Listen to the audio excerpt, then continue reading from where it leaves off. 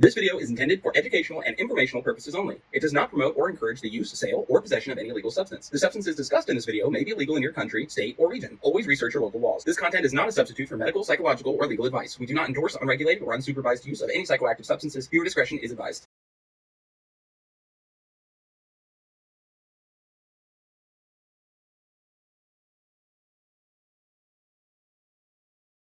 Alexander, also known as Sasha Shulgin, the Godfather of Psychedelics. He created hundreds of new compounds, unlocked doors in the mind we didn't know existed, and opened pathways for therapy, creativity, and connection. But he did it all from a quiet lab in his backyard. This is the story of Alexander Sasha Shulgin, chemist, visionary, and the godfather of psychedelics. Sasha Shulgin was born on June 17, 1925 in Berkeley, California. The son of educators, he was gifted in science from an early age. After serving in the Navy during World War II, he earned a PhD in biochemistry from UC Berkeley. His early career led him to the Dow Chemical Company, where he developed one of the first biodegradable pesticides. Dow gave him creative freedom, until he discovered something more intriguing than agriculture: psychedelics. In the 1960s, Shulgin began synthesizing psychoactive compounds inspired by mescaline, the active alkaloid in peyote cactus. He created a safe laboratory behind his home, an old shed converted into a chemical dream workshop. He tested new substances cautiously, beginning with sub-threshold doses and moving up slowly. His wife, Ann, often joined him. Together, they developed a rigorous system of self-experimentation and documentation. What he created was not chaos, but a catalog of consciousness. Among the most important rediscoveries Shulgin made was MDMA, a compound first synthesized in 1912 but never explored for its psychoactive potential. Shulgin recognized its powerful therapeutic qualities and introduced it to psychologists like Leo Zeff in the 1970s. They called it an empathogen, a molecule that opened hearts instead of distorting minds. But when MDMA made its way out of therapy circles and into nightclubs, the DEA criminalized it. In response, Shulgin testified before Congress, not as an activist, but as a scientist defending its value. He later lost his DEA license, but kept researching, legally, on his own terms. With Ann, he co-authored two seminal books: PIHKAL, A Chemical Love Story, and TIHKAL, The Continuation. Half memoir, half laboratory record, these books revealed over 200 compounds, many never before seen, along with deeply personal reflections on love, ethics, and the human psyche.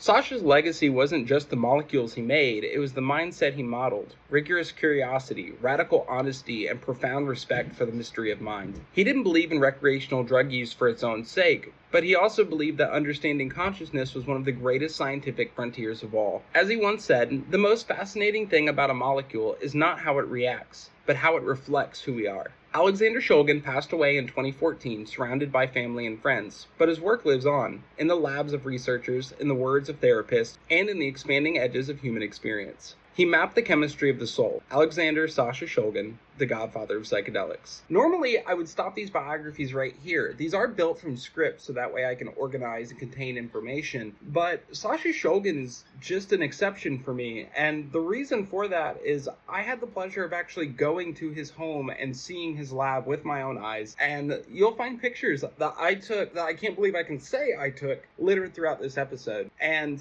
to be at the Shulgin farm and to walk where Sasha walked, to know that Ann was there, and to know that Buzz Aldrin was there, and all of these really high-profile people throughout the years, it was magical. To walk through this path leading back up around the house and to the lab itself, to see these trees of cactus, and I'm not exaggerating when I say trees. Like, here's a picture of one that is literally as tall as a tree, and that place just feels different. Like, you'll hear some people talk about the long drive and the walk up to it, like past the mailboxes and leading up to the house. And for me, I felt that, and I had never heard of it prior to making the walk myself. And it was just so interesting because as we all got into the bar, and there's about 100 other people there for this event, that was the first thing that the presenter started talking about, was just the magic of this place and the energy that it's there. It isn't just palpable, it's overwhelming. Like, I'm a 28-year-old man, and to walk up those steps and to feel like I'm ready to cry, but like that's a whole other thing. Like, that place is different. It is a piece of history. It is 100% worthwhile to go and see it, to support the Shulgin Foundation, and to continue to educate ourselves ourselves and to continue to educate others that are trying to demonize some of these substances. I can't condone the actual use of them, but I do condone the research of them. So that way, if people need to go to school, they need to get involved in these programs, they need to take back some of their personal power and tell themselves that they can do the chemistry, they can go to school to be a pharmacologist, they can learn pharmaceutical literacy, they can make a change, they can make an impact. And if that can happen, the world is going to be such a better place than it is currently. And that is what we need. So thank you, everyone. Please continue to support me, my channel, but also take time to support the Shulgin Foundation and take time to support the Wild Fungal Trust, which I am a member of. The Wild Fungal Trust is truly doing amazing things. There is not a single other organization in the United States, or in the world for that matter, that is actually taking the time and effort and energy and resources to build the only cryogenic bunker for fungal specimens that is designed to save the planet post-apocalyptic event. Nobody else is doing that. So if things hit the fan, guys, there's nothing that's going to come back. Maybe the cockroaches will make it, but I don't think the cockroaches are going to be spreading fungus to redevelop the planet after all of that. So if you want to support an organization like that, get on board with the Wild Fungal Trust, or just get involved with science, please. I'll see you guys. Thanks.